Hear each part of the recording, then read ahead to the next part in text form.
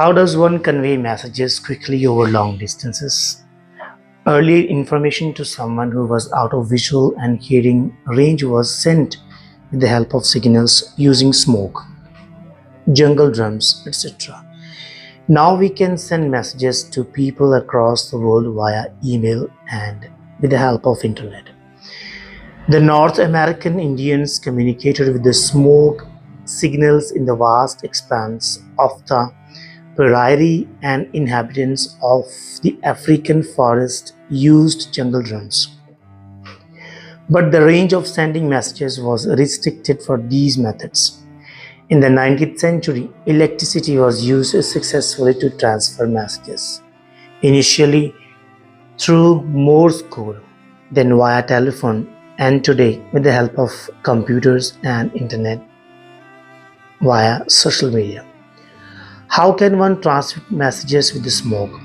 Smoke is formed if one throws wet twigs in the fire. The smoke gets concentrated if it is covered.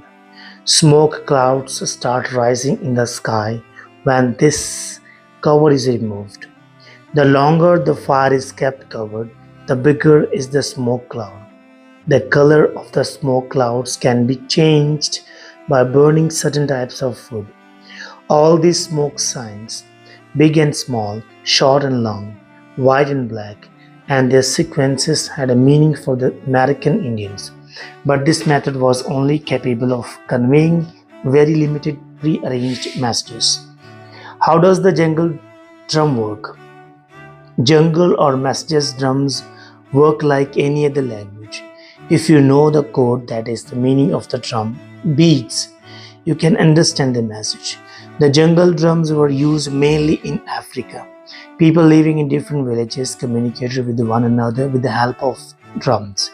The messages were transmitted from one village to another over distances as long as 8 kilometers. Europeans exploring Africa were often surprised to see the news of their imminent arrival had already reached the village. With the slave trading, the jungle drum reached America and the Caribbean. However, slave owners banned their use since they did not understand the language of the drums. But the question comes, how does the telephone work? Like all sounds, speech also consists of sound waves.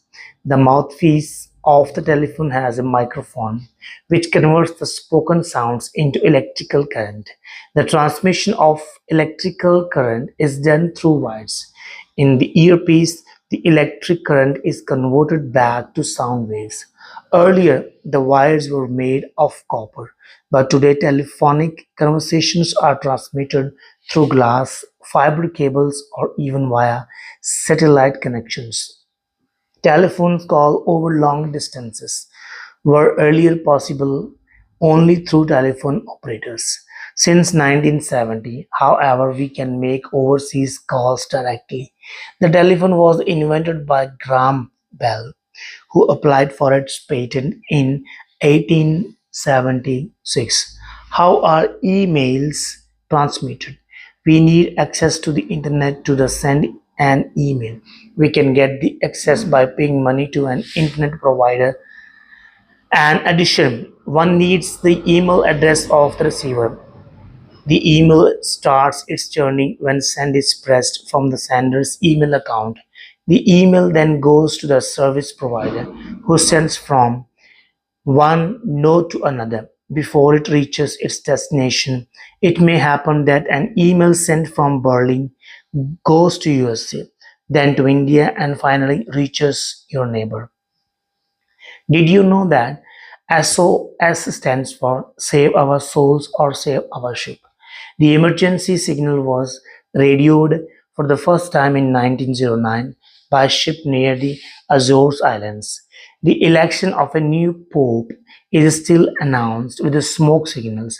If white smoke is seen, it means that the new pope is elected. Black smoke means the cardinals are still deliberating.